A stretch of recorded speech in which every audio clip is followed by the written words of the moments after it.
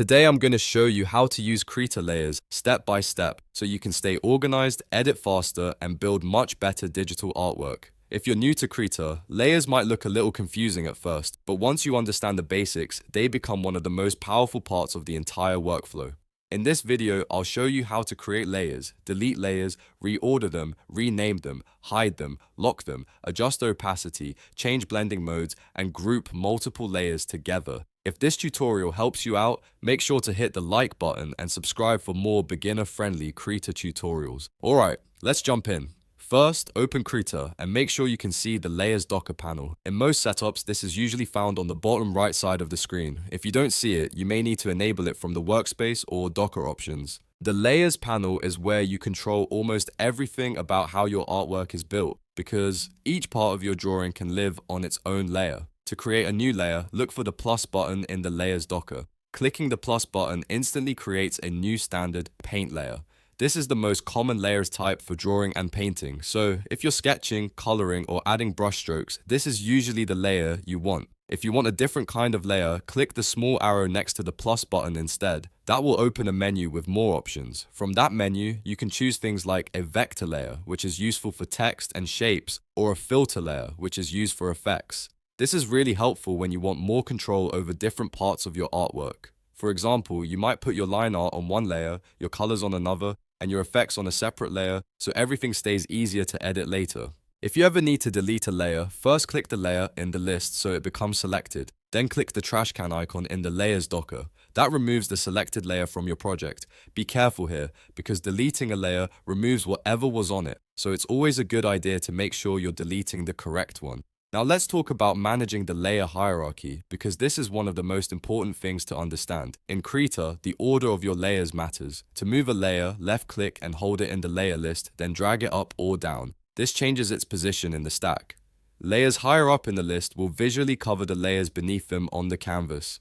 That means if you place a drawing layer above a background layer, the drawing will appear in front of the background. This stacking order is extremely useful for organizing complex artwork. You can keep sketches at the bottom, line art in the middle, colors above that, and highlights or effects on top. Once you get used to layer order, editing becomes much more flexible. You can also rename your layers to keep everything neat. Double-click directly on the layer name text, then type a custom name. This is a simple habit that saves a lot of time later, especially when you're working with many layers. Instead of seeing generic names like Layer 1 or Layer 2, you can label them things like sketch, line art, skin color, shadow, or background. Next to each layer, you'll also see an eye icon. Click the eye icon to turn a layer's visibility on or off. This is one of the best tools for checking your work because it lets you temporarily hide a layer without deleting it. For example, you can hide your sketch layer while looking at your line art, or turn off effects layers to see how your artwork looks without them. You'll also find a padlock icon.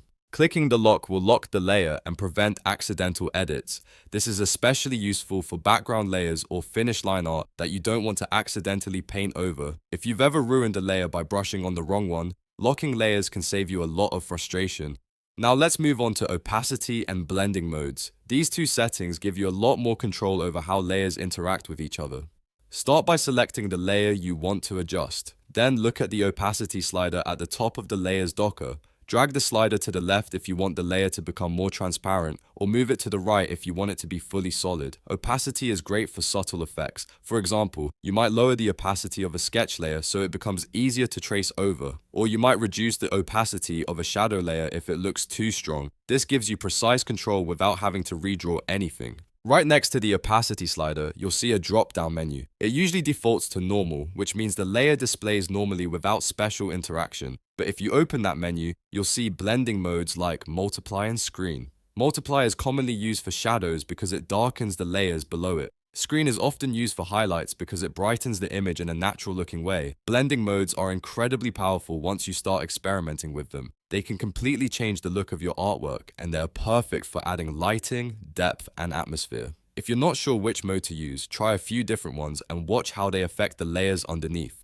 Now let's group layers, which is a great way to stay organized when your project starts getting bigger. If you want to select multiple layers at once, hold Ctrl and click each layer you want. Once they're selected, press Ctrl plus G to group them into a folder structure.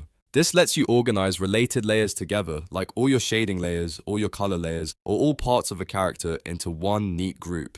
Grouping layers makes it easier to move sections of your artwork, hide entire sets of layers, and keep your file much cleaner. If you've got a complex illustration, this habit can make a huge difference in how manageable your project feels. So to quickly recap, use the plus button to create layers, the arrow for special layer types, the trash can to delete layers, drag layers to reorder them, double-click to rename them, use the eye icon to hide or show layers, use the lock icon to protect layers, adjust opacity to control transparency, choose blending modes for effects, and use Ctrl+G to group multiple layers together.